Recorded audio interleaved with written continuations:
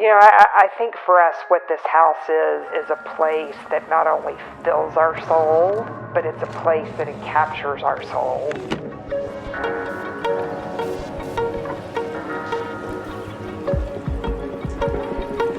As our designer Fran says, it's like all of these things that we've curated together have been meant for this house.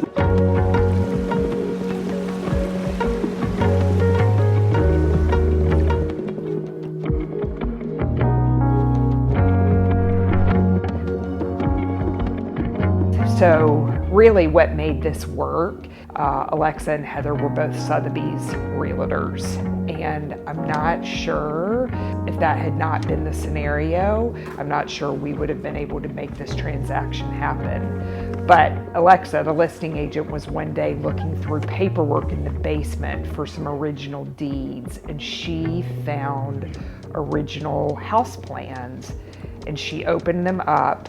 And lo and behold, they were original plans from the architect Royal Barry Wills, who is a world-renowned architect and considered the godfather of the Cape Cottage.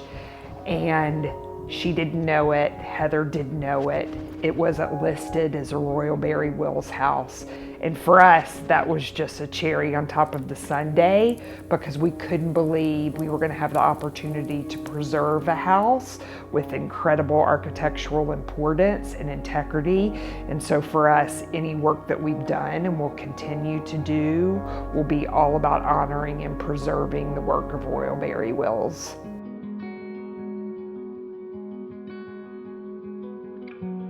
When I wake up in this house, which is often before the sun, gratitude is what I feel first and foremost.